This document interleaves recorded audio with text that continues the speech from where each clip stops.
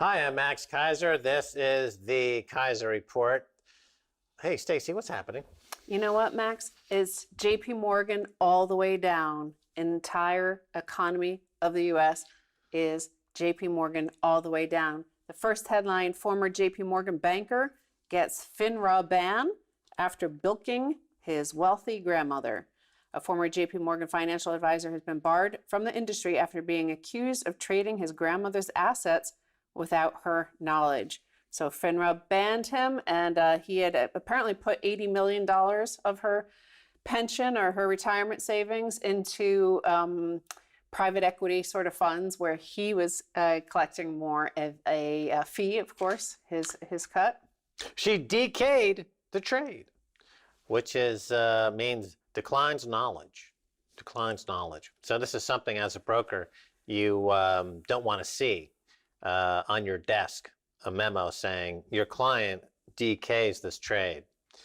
So she decayed the trade, and she went to court and she won a settlement, which is very, very rare because typically when you sign on to a new account form, you go to arbitration, which is staffed by a panel of brokers and bankers, and very, very few dollars are clawed back from this type of scandal.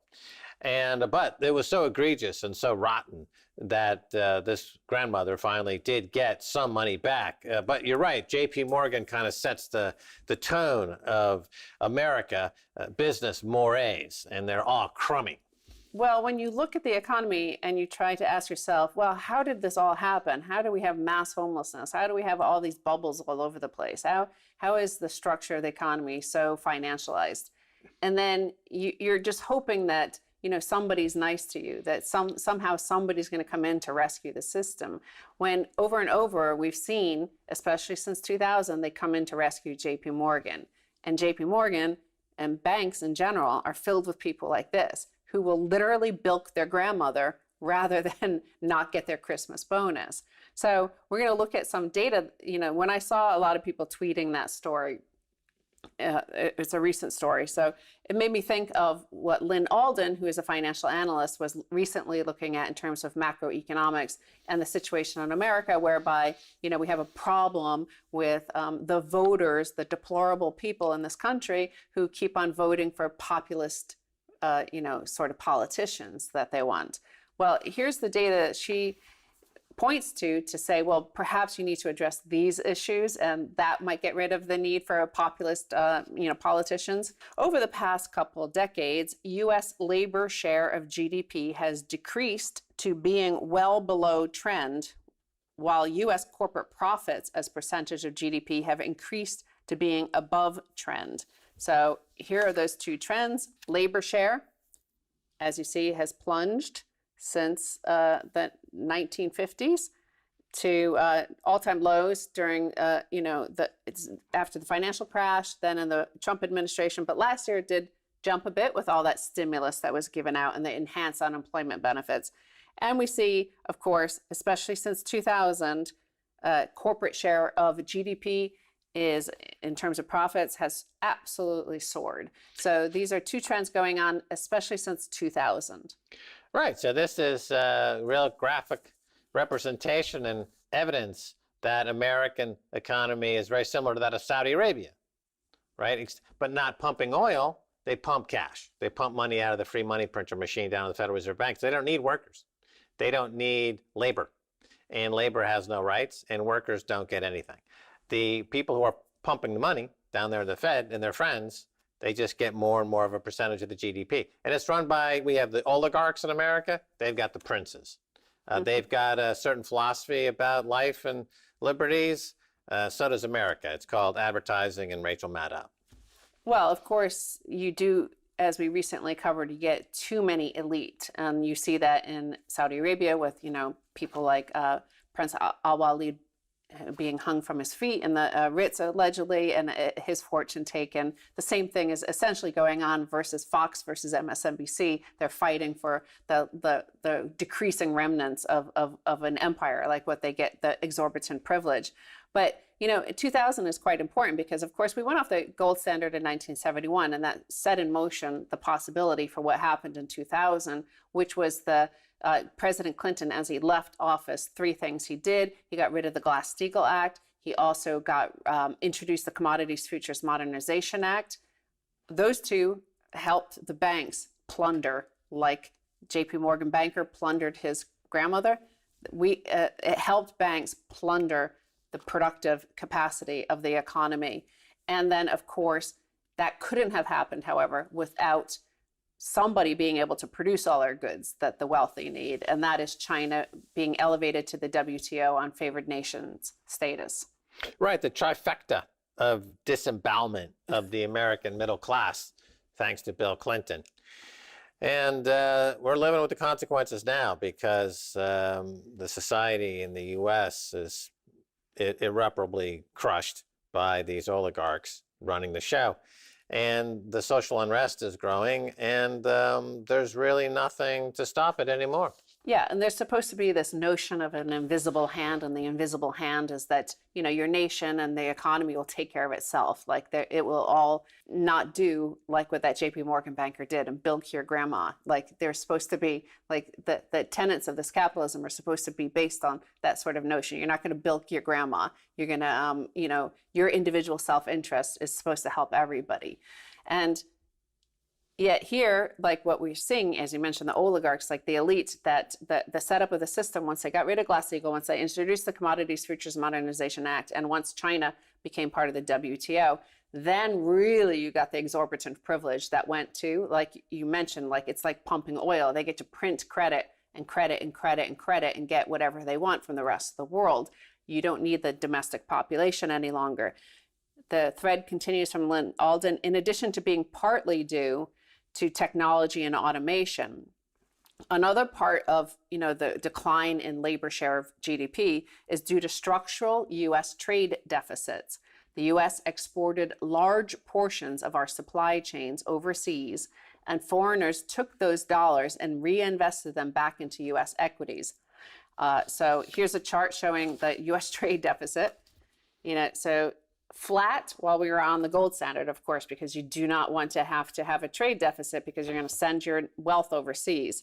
And then, of course, it started to wobble once France asked for its gold back, and then the United Kingdom did, and then we shut the gold window, and this is in the 90s. But look, from 2000, whew, the huge explosion in the trade deficit, that is jobs being thrown overseas. This is what is happening there. And the dollar has become a genuine world reserve currency, all fiat. And the exorbitant privilege, however, has gone exclusively to the top 1% who own the majority of equities, which were bought with all that money from overseas. So it drove up their wealth. Right. So there's a huge schism in American society due to financial engineering, because you can essentially outsource your jobs to China while simultaneously having China buy stock in your company that you've enabled the outsourcing of those jobs to China. And so that mechanism is rewarded by trillions of dollars worth of ill-gotten wealth. This is wealth that's effectively been stolen from the middle class, from labor, from the average American, and put into the pockets of the kleptocratic class that now rules America. America is ruled by plutocrats and kleptocrats, and we have basically a feudal system, and there's nothing like representational democracy anymore. That's clearly dead. Well, there was a study, I think it was from Princeton a few years ago, it was like 10, 15 years ago, where they showed that the ordinary citizen has almost no input on actual legislation. So that, obviously, that legislation that President Clinton back in 1999 through 2000, what he passed was written by Robert Rubin and bankers, essentially. Got rid of Glass-Steagall and introduced the Commodities Futures Modernization Act, and, you know, elevating China into the WTO. Those were specifically done for a certain group of people, and these are the consequences 20 years later, 25 years later, 22 years later. So since the top 1% own 53% of U.S. equities and the bottom 50% own less than 1% of U.S. equities, and many of them had jobs and wages impacted by offshoring and automation, this trend of declining labor and increasing profits and valuations has favored wealth concentration. And you show that the chart that everybody knows, the gap between what the bottom 50% used to be paid, went all the way to the top 1%, gathered that. And she also points out that now the trend is because US equities are so high, they're at all-time highs. What are these foreign nations doing? They're buying up the housing stock. So you're more and more likely to be renting. Your landlord is likely to be, these huge funds from overseas where we've sent all our jobs and all our income. So, there's that as well. A neo-feudal, global neo-feudal class, essentially. Yeah, I think that will be an interesting new chapter in all of this, is that after all the jobs have been shipped to China, the majority of American landlords will be Chinese. And so most people will have lost their job from China. They'll be addicted to fentanyl shipped in probably from China and paying rent if they can afford a house to someone in China. The point is that these were choices, deliberate choices, yes, that had to be debated in Congress and the Senate that passed those two bodies and were able to change the system, whereby now you're seeing the demonization of China coming from the Biden administration for the very thing. Biden was in power. He was in the Senate at the time when these three things passed to cause this situation. So, now they're, of course, like pretending that it had nothing to do with them. Like, it's that classic moment. There's drinking going on in this establishment, or gambling, whatever it is. Yeah, to be clear, I'm not blaming China. Yeah. If I were China, I would do the exact same thing. If country like America is going to ship you trillions of dollars, ship you hundreds of millions of jobs, and open the floodgates to you reversing the opium war and doing the fentanyl war back to the U.S., of course they're going to do it. And as you point out, this was the choice made by America's politicians. Chief among them, of course, was Joe Biden. Well, this is, again, these are deliberative structures. The JP Morgan banker, he deliberately bilked his grandmother. He had a choice not to bilk his grandmother. The legislators and the politicians at the time, 20 years ago, you could see a few debates, like the likes of Lighthizer in the New York Times argued against doing all this stuff. And he said that he warned of this. He warned that huge trade deficit would emerge and jobs be sent overseas. And everybody mocked him and laughed at him and ridiculed him, and they did the smug stuff. But we're now at this situation where everything that was predicted by a few individuals back then who were ignored is now coming true. So again, I'm just saying that I think it's probably a better idea to look at what we did ourselves rather than just like start a war with China. Oh, that huge sucking sound you're about to hear is a break that we're going to take. And when we come back, much more coming your way.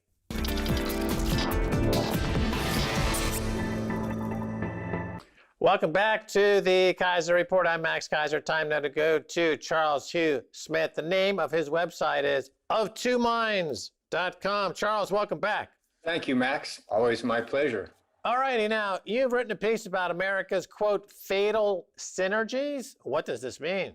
Okay, that's a phrase that I borrowed from a historian who looked at the 1600s, which was a century of just unending war, conflict, revolution, uprisings, you name it, from Asia to China. I mean, from Europe to China. So he was trying to figure out why societies fell apart. And of course, part of it was there was a kind of mini ice age where, the weather cooled off and there were disruptions in agriculture.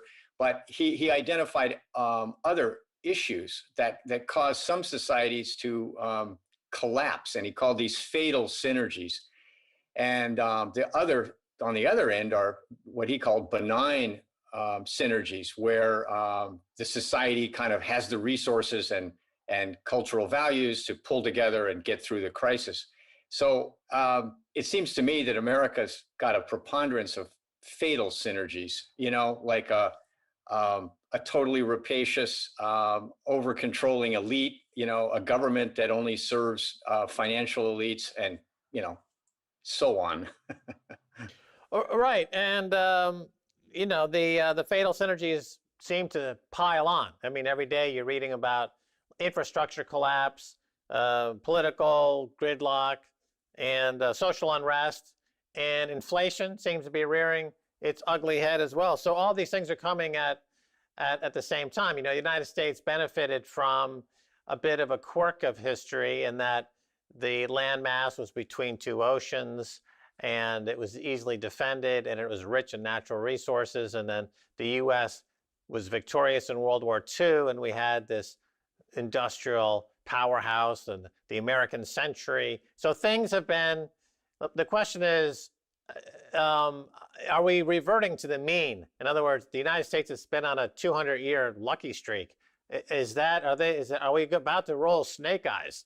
I think that's an excellent summary, really. That it's been a lot of luck, and then we've conflated these ideas of American exceptionalism and manifest destiny and all these kind of reasons why we've become a dominant power. But it really was, as you say, the luck of having a super resource-rich continent. I mean, we have to recall that the United States was the Saudi Arabia of the world, all in the early 20th century, the largest oil producer.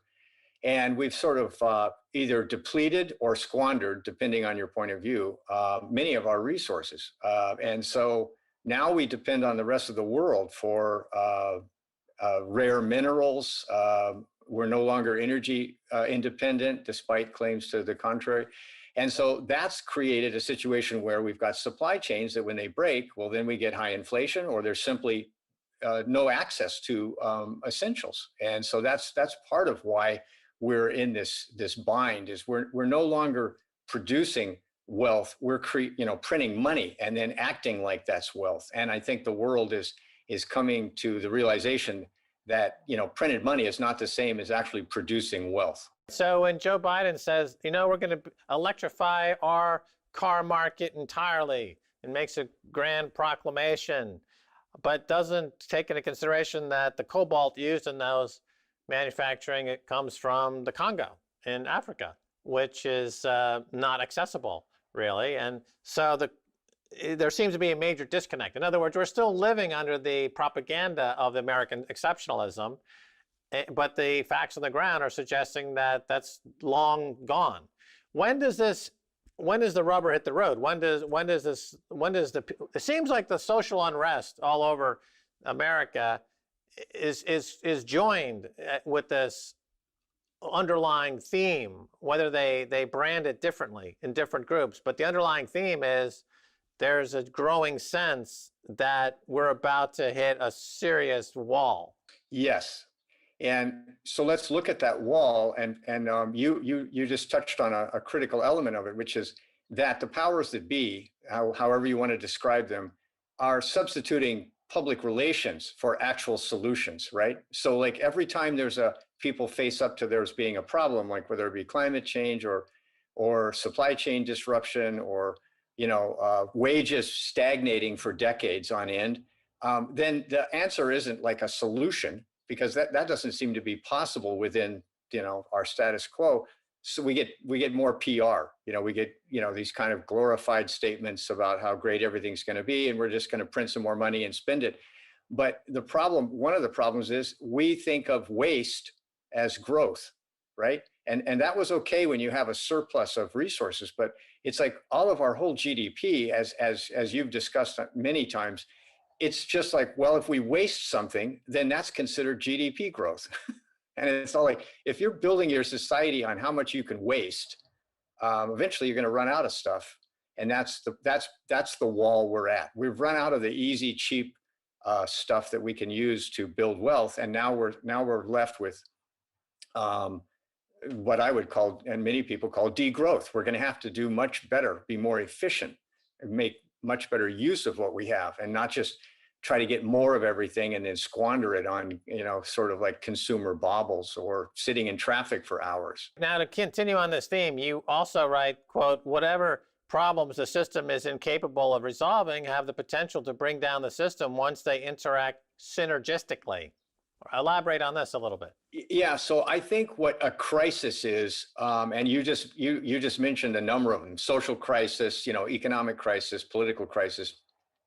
Each one of these is like identifying a problem that the status quo, can't solve. Because if they could solve it, they would solve it, and it wouldn't be a crisis. So if we're looking at each of these crises, then we can identify what the status quo is incapable of fixing. So you look at political polarization. Well, if there was a solution within the status quo to that, it would already be manifesting. So they don't have a solution to that. It's just like polarization gets more and more extreme. If there was some way within the status quo, which as we all know is dominated by the top 0.1% who have all the money and wealth and the political power, if they could solve the problem of wage stagnation and declining real income, they would have done it already, but they can't. And so this is why these synergies are fatal to the status quo or the nation state, whatever you want to describe it as, the economic financial system, is because they're not solving the underlying problems because they can't. Because the system is set up to reward the top 0.1%. And in that kind of system, then you're not going to be able to solve these large scale problems. Right. So fatal synergies and interacting synergistically is a fancy way to say, if you're in a hole, stop digging. Okay. Yeah. Well, anyway, let me just ask you this. So in other words, ordinary citizens have virtually no influence over what their government does in the United States, according to a recent study. This is becoming a bigger and bigger issue. You write that all the groups that are denied a voice and access to resources, capital, and agency are in effect a sealed pressure cooker atop a flame. That's your words. So who are these groups denied a voice? And there are many. Which ones are the most prominent or active or obvious? And start with the non-elite. I would say there's two large groups of people that have no real political, representation or voice. One is the so-called deplorables, the Trump supporters, and the people who felt like they didn't have any say in the government. And then that's the so-called conservative or right side. On the left, the true progressives have no voice either, because all they are is they're just a group that's been co-opted by the status quo Democratic Party, who gives them platitudes like, oh yeah, we're really progressive. But if you look at their policies, they're unchanged decade after decade, right? There is no progressiveness in our political system at all. So there's these two camps, left and right, both of whom have no real voice. Yeah, I see something developing in the progressive media and alt media, a split between progressives like the Young Turks, Cenk Uygur, and Jimmy Dore, who used to be with them, and he split off, and he's criticizing the left, and as a result, he's been ostracized by the left and made a non-entity by the left. So the progressives don't really seem to have found their footing whatsoever in trying to battle back, because they get continuously co-opted by the fake left wing in America, who just throws money at them and tells them to repeat these talking points, and they happily do so. The deplorables you mentioned, of course, are the working class. Anybody who's a wage earner, according to Hillary Clinton, Bill Clinton, the Democratic Party, is a deplorable, which is remarkable considering that there used to be a time in America where wage earners were actually applauded as the backbone of the middle class. Now they're considered to be deplorables and a huge threat. But let's move on to another group, the parasitic elites. We've got an overproduction of parasitic elites, according to you, I believe is a phrase you use. So what is this? Talk a little bit about it. Okay, so that's overproduction of parasitic elites is a term from historian Peter Turchin, who has identified this, as a key element in social disorder that brings down, governments and states. And the way he describes it is, let's say that Ivy League colleges as an example. So it used to be that if you got a degree at a fancy, Ivy League college, you were set. You were, even if you were a mediocre student and not that bright, you'd get a great slot in the upper echelons of American society and economy.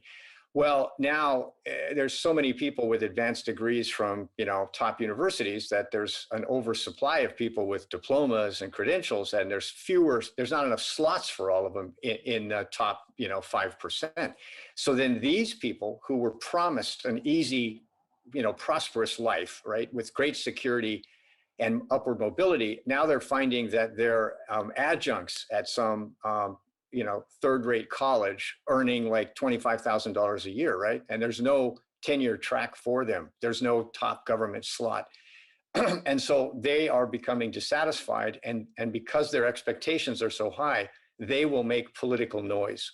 They're the children of the top 5%, and they're dissatisfied. They're going to create a ruckus, and so they become a thorn in the side of the status quo. Right. Well, that's really a repeat of the American Revolution. Thomas Jefferson was a bit of an elite guy. Anyway, we're going to carry this over to part 2, if that's okay. But for now, thanks for being on the Keiser Report. Thank you. All right, and that is going to do it for this edition of the Keiser Report with me, Max Keiser, and Stacy Herbert. I want to thank our guest, Charles Hugh Smith. The name of his website is of2minds.com. Until next time, bye, y'all.